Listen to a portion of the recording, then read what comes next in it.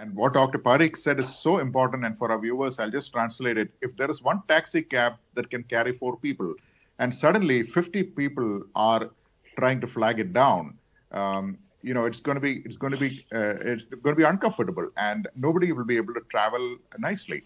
So if there are a lot of people falling sick at the same time, our hospital systems can get overwhelmed, and we really do not want that. So early action, a little bit of prevention early will save a lot of trouble in the end.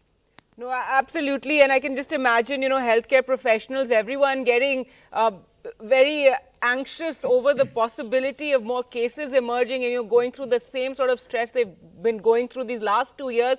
Dr. Parikh, now this brings us to the issue of vaccinations and booster doses. As I mentioned, UK Prime Minister has said that vaccination booster doses will be available to those over 18.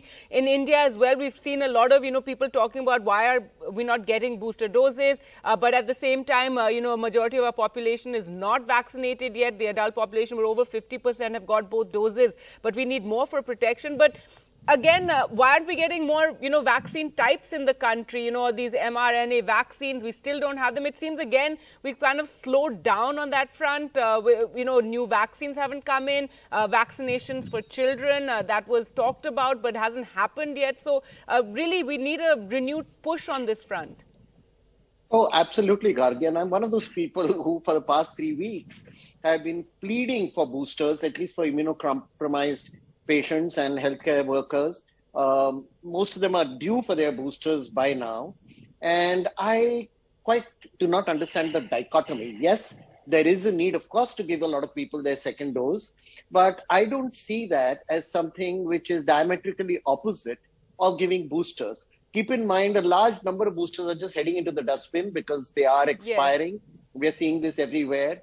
And to me, the choice is between the dustbin and giving the boosters, not between the second dose and the boosters. So yes, you're absolutely right. We need to relook at our vaccination policy. There are many things we need to do, but I do not believe that delaying the boosters is a solution to the multi-pronged problem that we are facing.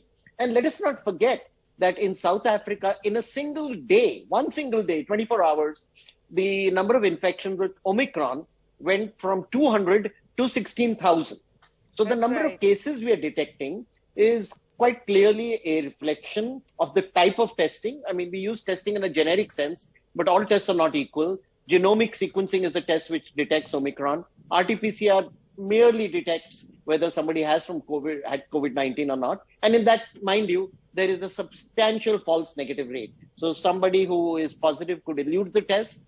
And then if that person doesn't get genomic sequencing, we may not even realize it's Omicron. So our numbers that's right. And we haven't seen clusters break out, in colleges, in medical colleges in Karnataka. We've seen those cases in other places as well. So these clusters of infections. I'm running out of time. Dr. Nangia, your view on this? So basically, I agree with Dr. Parikh that boosters are very essential, maybe especially for the frontline workers, the high-risk group.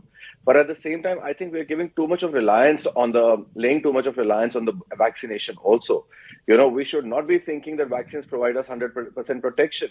There is definitely, and we still don't know whether our current vaccines do cover the existing Omicron strain or not. One is that. Second is that there is no way we can be letting our guards down now. We have to be following the COVID-appropriate behavior despite everything.